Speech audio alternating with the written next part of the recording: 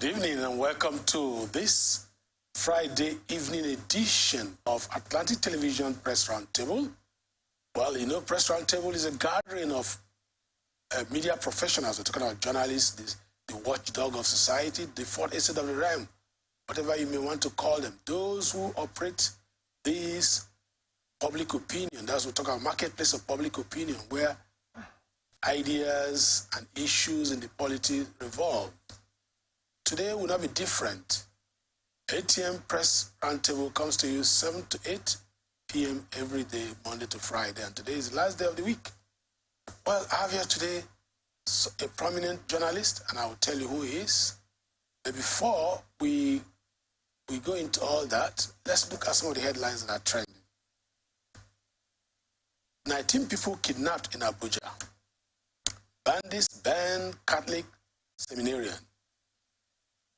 Presidential election petition. Opposition political parties head to Supreme Court. Minister laments poor state of Nigerian health sector. Residents flee Ogoni community over court attacks. Agro-allied products from Nigeria are marketable globally, so said SON. Well, remember to watch us on our social media platforms that you find there on the screen. Our website, atlanticnetwork.tv, on our mobile app, ATN Live, on YouTube and Facebook, Atlantic Television Network. Well, once again, it's to remind you that one ATM Press Roundtable, which comes to you live. My name is Bon Woki. We've got a short break, and when we come back, you get all the details. Don't get away, stay tuned.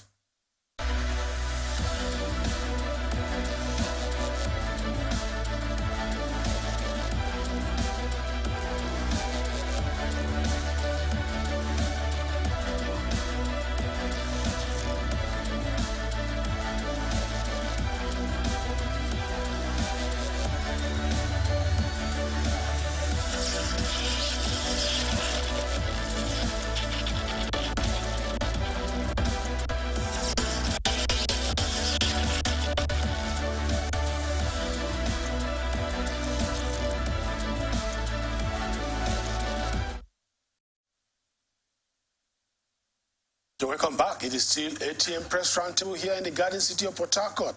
And I'm joined by Ikechukwu Ejimofo. Chukwudi Ejimofo. What's wrong with you with Ikechukwu? This big man, his first name, surname that I'm always playing with. Some days I call him Ejimofo, Ejogu Ejimofo. Okay, you're welcome to the program. Yeah, I'm glad to be here. Good evening, yes. You can see how fresh he's looking. He's coming from Abuja. And he brought a lot of goodies. I hope you're one of those harassing our former governor in Abuja. Oh, well, we are there to welcome him in Abuja. Well, Geoffroy is a media professional. He's a journalist. He's everything put together, whether in sports or in general journalism practice, he's there. Well, 19 people from Abuja, where he just came from, 19 people were kidnapped. Unknown gunmen suspected to be bandits on Thursday abducted 19 people in Buhari area of the Federal Capital Territory, Abuja. The Federal Capital Territory Minister, Chief Nyesom Wike, disclosed this to newsmen during his maiden meeting with the 6 council chairmen. He consequently called for local surveillance in the 6 area councils of the nation's capital to curb insecurity. The minister who registered his grievance said he would summon the FCT Director of State Services as well as the Commissioner of Police to receive adequate briefings on the kidnap and facilitate rescue operations.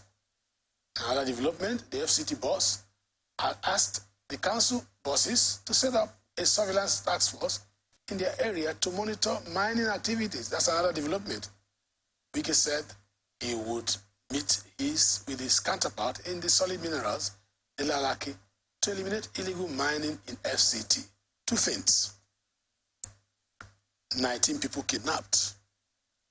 And the minister has just summoned the council chairman and also summoned, is also about to summon the security operatives. And I listened to this council chairman when they were very happy. They said, we know you were a former chairman of local government. You will attend to some of our challenges. And part of those challenges include, apart from insecurity with kidnapping, is illegal mining. These are two prone daggers that the minister is facing. Yeah, but you see, like the Buhari area, you know, it's one of the suburbs in Abuja. The issue of insecurity in Nigeria, I won't say in the Federal Capital Territory, in Nigeria is very perennial and it's not quite different. It's good that the former governor of Rivers State is there and fought doggedly here to put security in good shape. And people are enjoying it.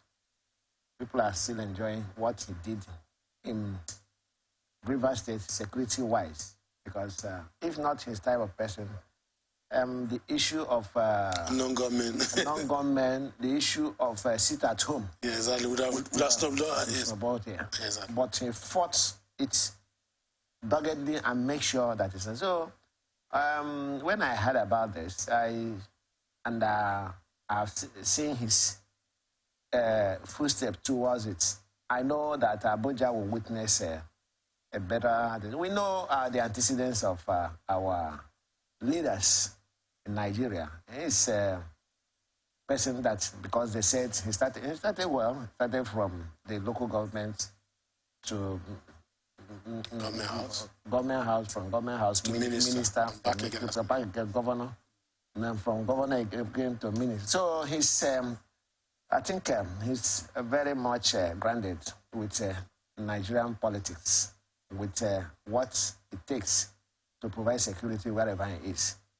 I give him kudos for that, and Abuja people should also support him, because he was able to do it in the state because he had people who supported him. Security matters is not done by one person alone.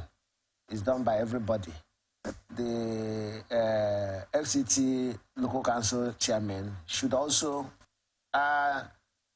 dance a different pattern of dance they were dancing, knowing who Nyeso Wike is. So we are saying that he's done well, and FCT will experience better administration. Yeah, of course, Wike with his experience, as FCT is treated as a state, and he has been a state governor. And as minister, he has been a minister, so it's a round peg in a round. Now, the aspect of mining, solid mineral illegal mining, said he was going to address the matter with Alake, the solid mineral minister. I recall that in one of our bulletins and one of our programs here, we talked about the preparedness of the federal government, the Ministry of Solid Mineral in particular, to start to set up a corporation, a public corporation that would take charge of mining. So that it won't be under the omnibus ministry or the bigger body ministry, just Ministry of Mines. That will whittle down the import and the importance of solid mineral operations in Nigeria. Now they want to dedicate a particular ministry, a corporation. If you go to our O-level government, ordinary level government, we talk about why public corporations are set up. It's to remove some important matters, especially organizations that deal with serious issues, technological-oriented issues like broadcasting and all that, from the bottleneck. Those who used to enjoy bottleneck, relativism, bureaucratic bottleneck and all that, and give them some level of attention, special attention. Yeah. So I think the idea of bringing about a public corporation to take care of mining, knowing that Nigeria needs diversification of the economy. And when you talk about mining is a gold mine, as it were, in Nigeria today. But over time, nobody has looked towards that way. So if we can stem the tide of illegal mining and then government takes over fully, Because at the time, those who were doing profile in Port Harcourt, in Rivers State, were saying, if those in Zamfara can mine gold unhindered, why can't they refine their own crude here? So what is good for the is good for the gander. Now today, they want to give particular attention to mining. And if the governor says, the minister says, I will meet my contemporary in the Ministry of Solid Minerals, I think it sends a lot of signal, positive one. Yes, the issue about mining in a northern part of the country is has been there. Whoever that wants to tackle it must have this political will. Yeah. We must. Because where individual can mine there unhindered and they call it illegal, what makes it illegal? Why there's no way to checkmate them, they say it's illegal. They see what is in their backyard and they're mining. Because there's no regulation. No regulation. There are no companies, no government presence in the industry. The industry. It's unlike here that NNPC take care of the oil in your backyard. So what it actually requires is what? Political will. When you have political will, you'll be able to set up an agenda to be able to curb this. Actually, knowing that mining solid minerals in Africa has been a source of insecurity. If you look at what's happening in the Congo, even in Niger Republic now, those Central African Republic, Sudan, and even Liberia, mining of diamond, mining of uranium has been a problem, a potpourri of insecurity. And the Western world seems to be involved because uranium is used for nuclear energy and all that. So if mining is not given proper attention, because we have all the minerals. Even uranium we have in Nigeria, we have virtually all the minerals. So if it's not given proper attention that it deserves, it will degenerate into bloody enterprise. That aspect of the extractive industry will degenerate into bloody enterprise. That's why government must pay attention. Because if you look at what's happening in Zamfara and some of those areas, the bandits and the hoodlums over there are mining, are involved in the act. Using the money for... Exactly. And the foreign enterprise, Chinese miners are in Nigeria, mining illegally, and all that. And when I see any video or any feature on mining in Nigeria involving some of these white men, active industry that nobody bothers about. And it's a rich resource. Because when you talk about extractive industry, you talk about oil and gas. You also talk about solid minerals with respect to gold, tin, and what have you, and even aggregates like a quarry and all that. But that is one area that nobody's paying attention, and it has become a source of criminality, sponsoring criminality, banditry, and terrorism in Africa. So in Nigeria, if we don't take time, it's going to breed a lot of danger. It's already bringing up dangers. Yeah. So when you say we're going to, because what's supposed to do has not been done. Exactly. And you see all this, and you see criminals triumph where there are nobody to checkmate them. When you talk about the foreign foreigners involved in it, it's not they are not they didn't come from the blues. The Nigerians, some Nigerians are part of some Nigerian agents natives, chiefs, and all traditional rulers. They are part of it. You could remember vividly about the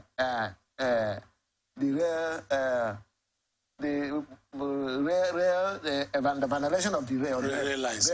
You see one or two occasions where it's the Chinese who brought this in. Now there are people vandalizing it. Then what are we talking about? And in collision with a local population. Our local population. So it's because of the government to take care of this properly, not to say, when we want to go into why should this be so, and the other one is not like that. Everything about Niger Delta is being taken care of by the government. They are going haywire. Haywire. Okay, that's the last we'll take there. Let's look at this story. It's still about banditry and all that. And we're talking about the involvement, the blood money associated with all this. Some bandits in the late hours of Thursday out in Kaduna and raised the parish house with a seminarian named man Danlani dead, burnt to death. To learn that while some priests escaped during the incident, Danlani, who was seminarian, was caught in the inferno. His remains have since been deposited in the mortuary. Chairman of the Christian Association of Nigeria in Kaduna, Reverend John Ahab, confirmed the incident to newsmen. It's very sad that the killings, this type of evil, are still going on, Ahab said. Look at a very handsome man, caught up in his prime. Right age. A seminarian who wants to serve God. What is his crime? Why are bandits entering seminary churches, enclaves to destroy persons and materials? Why are they killing Christians? You see, when we talk about banditry in the north, some people think it's a child's play. It has religious connotation. It has political connotation. It has terrorist connotation. Tribal. And so 3, political, religious, tribal, and political, 4 connotations.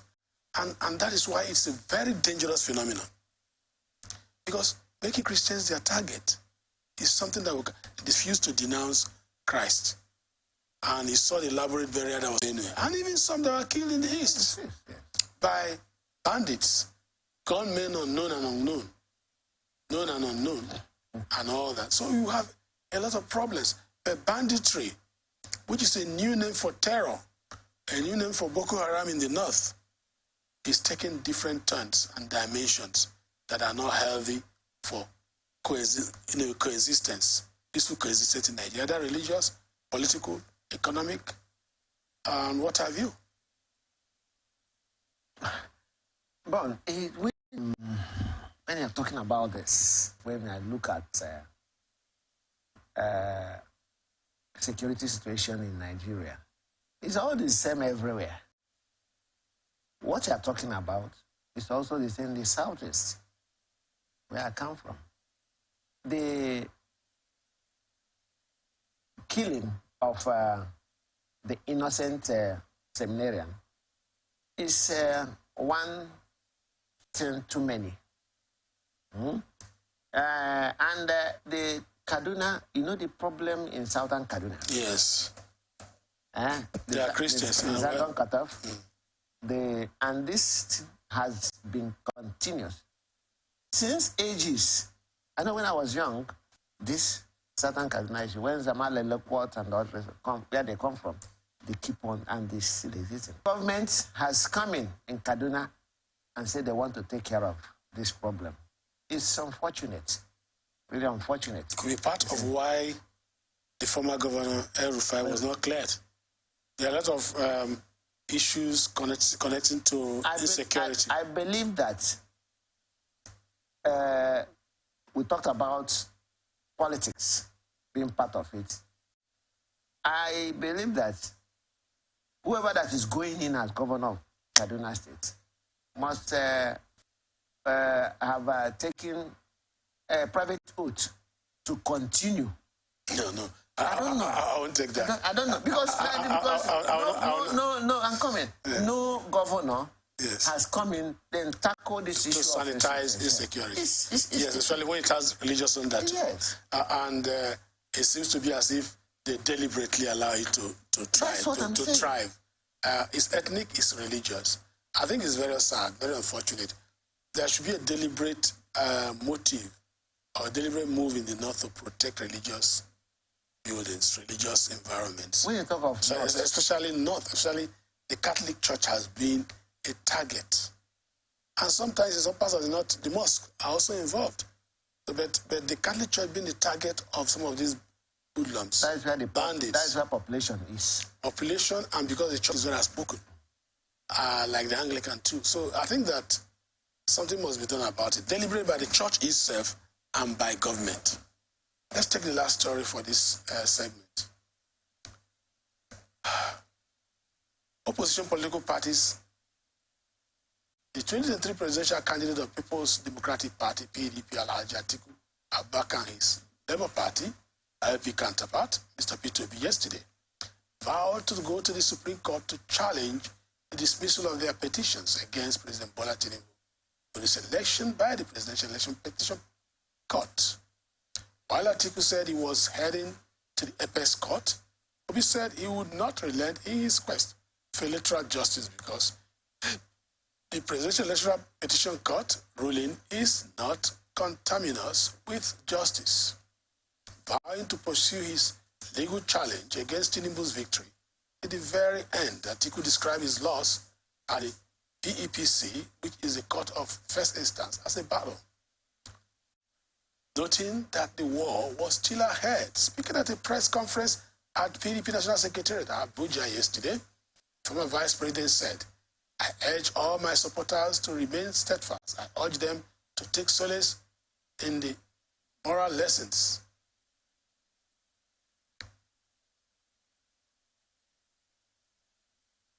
I urge them to take solace in an immortal lesson I learned from my leader and mentor, late Shehu Yaradua, that losing a battle is less important than losing the war." He explained that while he respected the court judgment, he respectfully rejected it because it fell short of justice. Well, I think they are trying to exercise their legal right as politicians, and I like the fact that they said they believe in the process. I heard Obi saying that it was the judiciary that made him become governor. Okay. Because he was thrown out, and he went through the judiciary, and the same Supreme Court, brought him back to power. Atiku has also said that he had benefited a lot from the judicial pronouncement. Now that he had lost at what they call the lower court in this case, the court of first instance, that he still believes that he will go, that there is hope. And I like that because that will now bring some stability. Because some of the utterances that some people are making can destabilize the country. I watched carefully and I listened carefully to the pronouncements of the justices of the appeal court. They sounded very convincing, even the lawyers are saying that they're using technicalities, and that technicality is not justice. Technicality can give you judgment but will not give you justice. But the good thing is that they've said they would like to go to Supreme Court for appeal. Even though I did not like the language Obi used, that it fell short of the desires of Nigerians. The court cannot give you a desire. The court will give you legal justice, or at least judgment.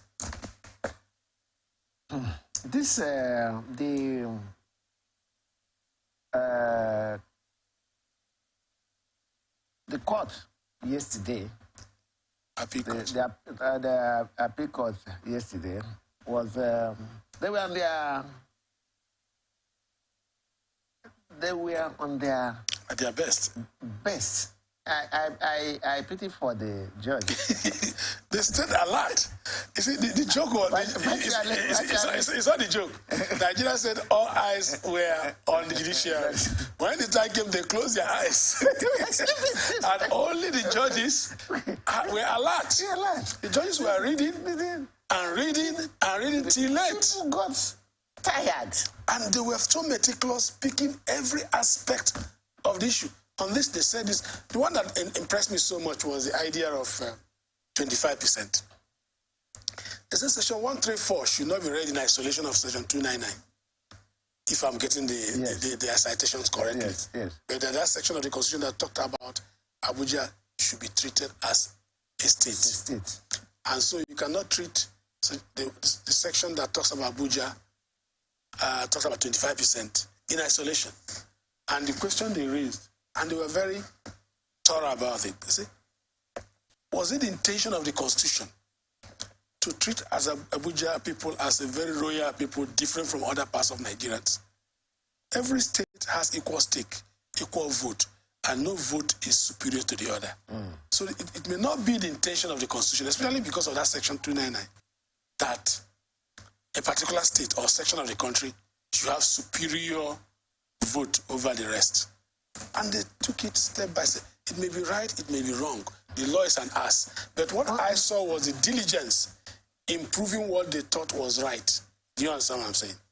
And I think they convinced a lot of Nigerians. But let the Supreme Court have the final say. And they are honest. Yes. To one thing, the area I want to talk about in this judgment was some of the things, ingredients we thought that is in Electoral Act that cannot do without. Exactly. And when we come there, as we saw it, it is being seen that you now see that it can be done without. When they say the electronic transfer, then it was properly interpreted there that INEC can take any means. Means, yes. And that means does not mean that it must be electoral. And so these are some of the things. The law is an ass. So we are no. I feel much disturbed. Yes. Because when we were talking about how that card reader, the last time we had problem on card reader, the same thing happened. Now electronic transfer, the thing happened. It can't happen. And have BVN now. BVN now, it's a problem. So why did we spend? How did we spend all the money in doing that?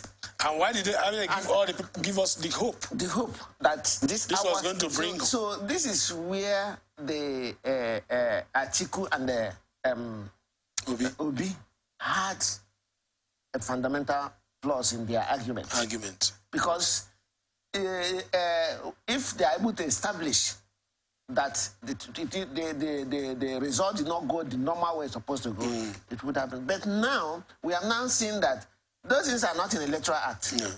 So it can go anywhere. Anywhere. They were given the opportunity to use any means, but it's not. They didn't say it must be. Because I was part of one of those that we are saying that when you are talking about electronic transfer and you know our network in this country, virtually all the places might not be having a proper network. So it was not so manual collation is what is Electoral Act? What is Electoral Act? That's what it's talking about. Anywhere, anyhow, the INEC is able to take this into their distance. It's acceptable. But Nigerians were not satisfied with the fact that that's what most judges were talking about. There appears to have been too much technicality in their pronouncements.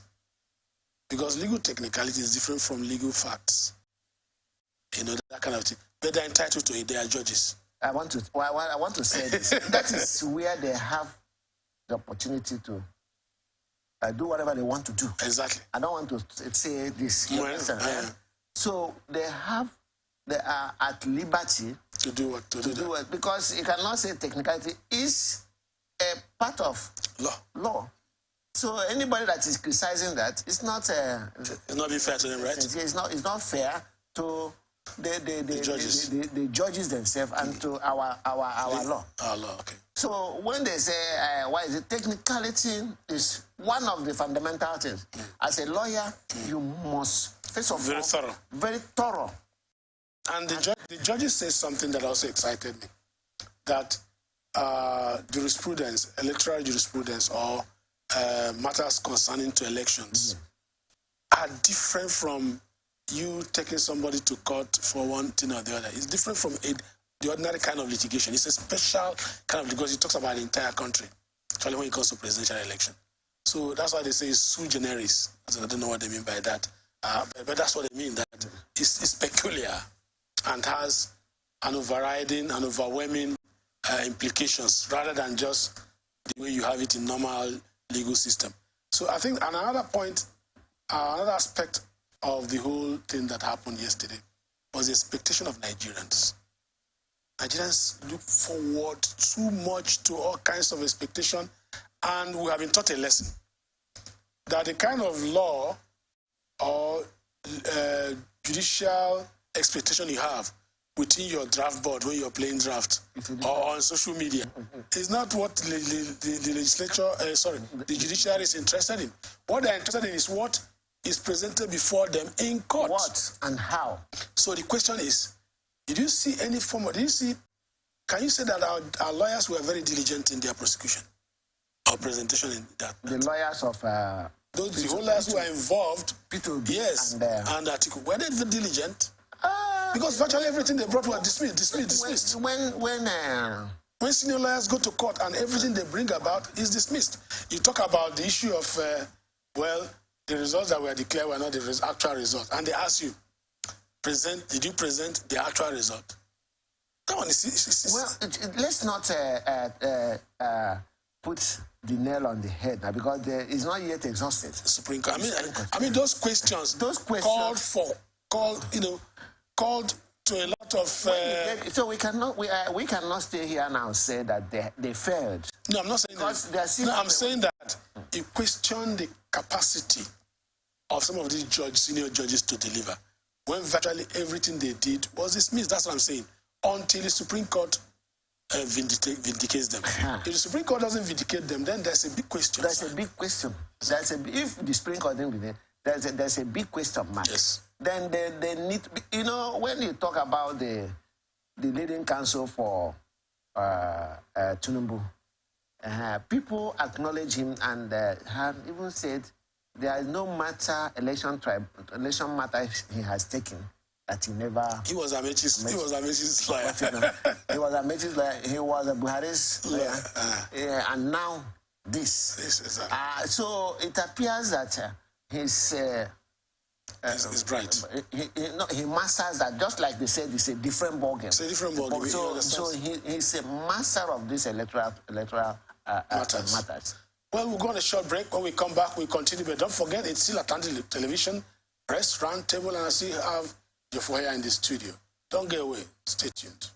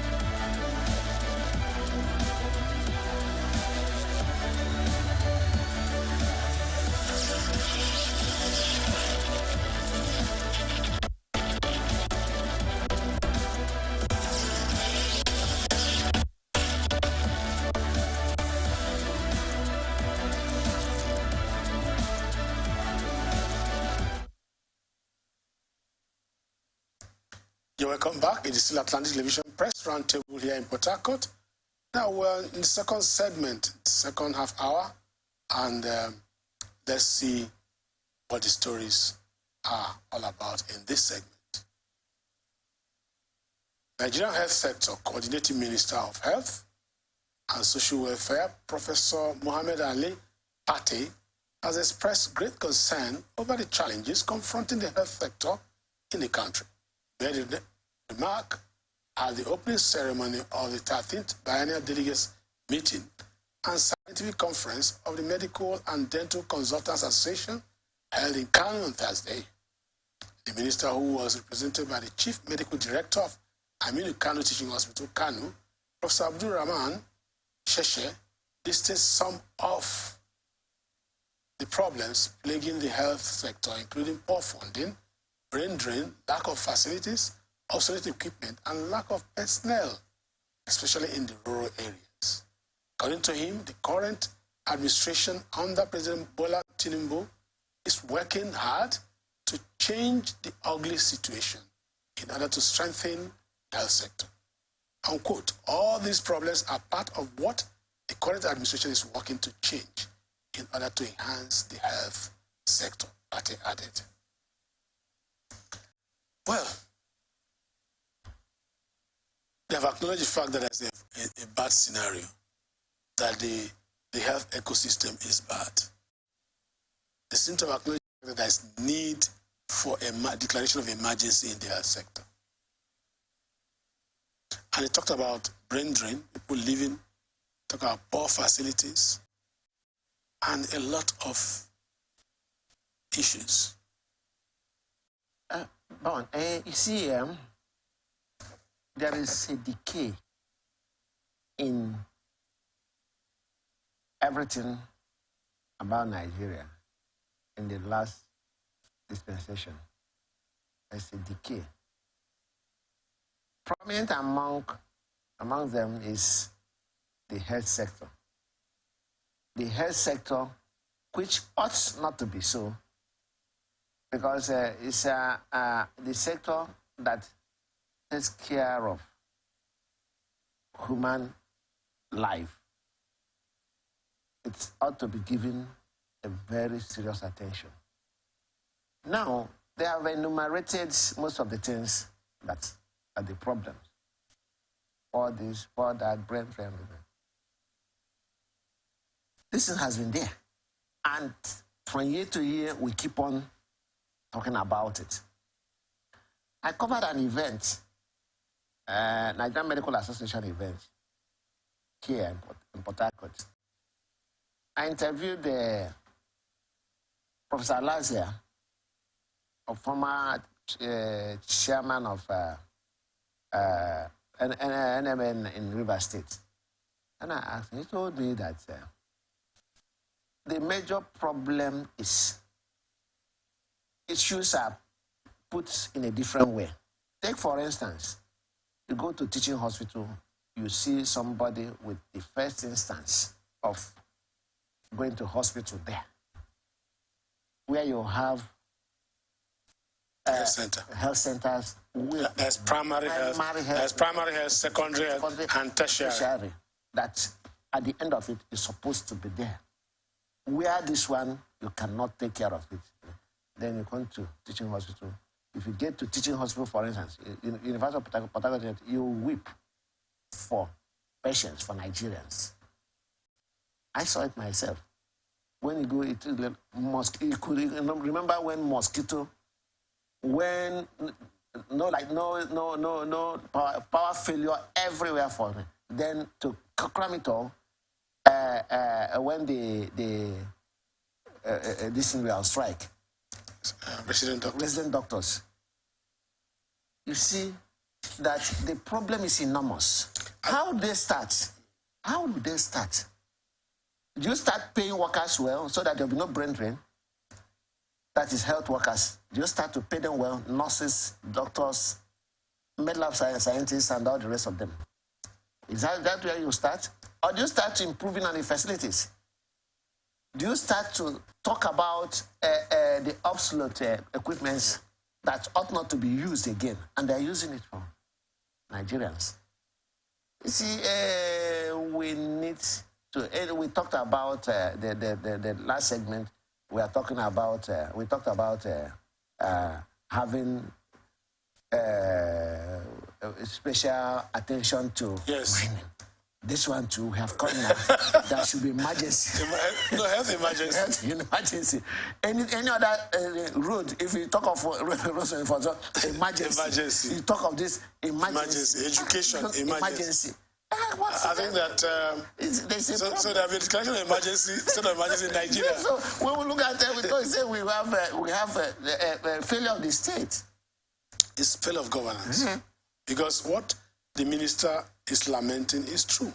But beyond lamentation, let us have some serious attention. Let's start somewhere. Because especially start with obsolete equipment.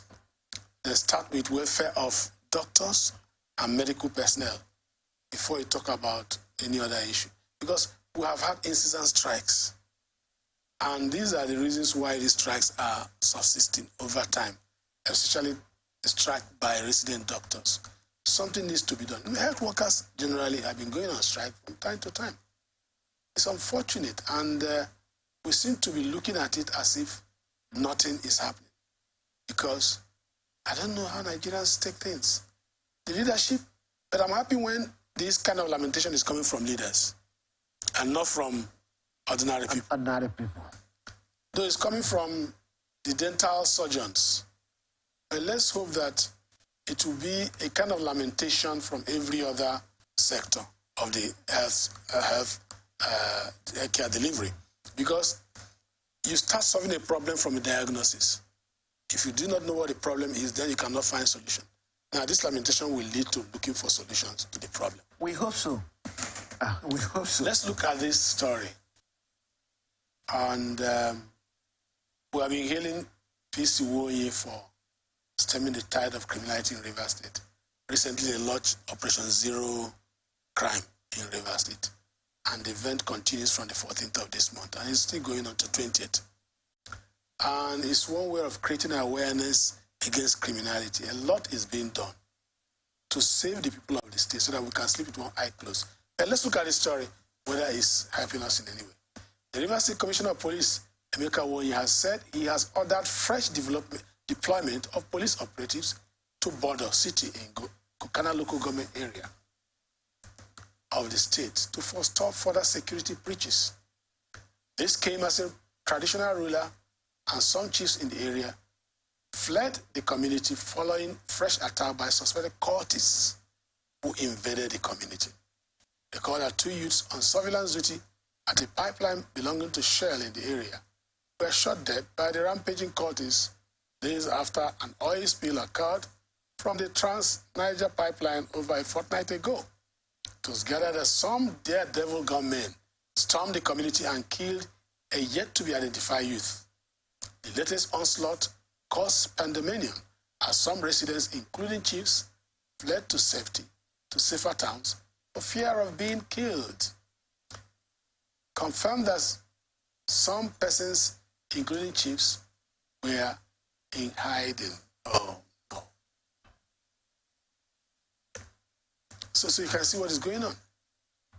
And cultism, that is what I'm talking about. Before, we used to think cultists were just mere gangsters, but these are a group of killers. That's what they are now. Let me start by saying that I was at Presidential Hotel when SCP Woye presented the blueprints for the zero crime in Rivers. I think I saw it, yeah. And we saw, or we've seen his doggedness in trying to. And let me take it the other way around. I think we need a sociological approach towards crime fighting. We need to see what causes this from the root before it comes up, before it germinates. I am of the opinion that the youths should be taken care of. If you watch the number, the number of people that the reign of all these cult people, it doesn't stay more than 5 years. That group will fade off, and people are still coming. A new cult group will emerge. That is from the people they are training will now take over. And then the police has formed what they call the anti-cultism group. And that is giving particular attention to that phenomenon. That's what I'm telling you. So what else? It cannot stop this. I started with this saying that what we are doing is not... It's kinetic. Yes. It's not an end to get to the root of the problem. If we look at the sociological fact, let's engage the youths. Let's empower them. Let's make them what they should be. There should be a deliberate act to engage them from the streets. Now, there's another phenomenon when you talk of sociological approach. These oil companies have formed surveillance groups among these youths. And like what happened in Don Juani's story. Yes. It's the same story, same phenomenon. And these groups come from the community. And there's a rivalry among them. And that rivalry snowballs into cultism. They begin to fortify themselves to have control, to be in charge, to be the dons, are the only ones that can be contracted to, go into surveillance. This surveillance stuff around the pipelines is one of the factors that is breeding cultism in the region. This type now, where even community leaders are running away, can be traceable to pipeline surveillance activities, where groups are falling over themselves, fighting over superiority and control of the surveillance contracts. And that's what happened in Obaibema and local government, where Don Juani became the Don. And Ajib and Elf and all that, we are patronizing them. Not because they wanted them to be criminals, but they wanted people who can protect their pipelines. It's a very big problem.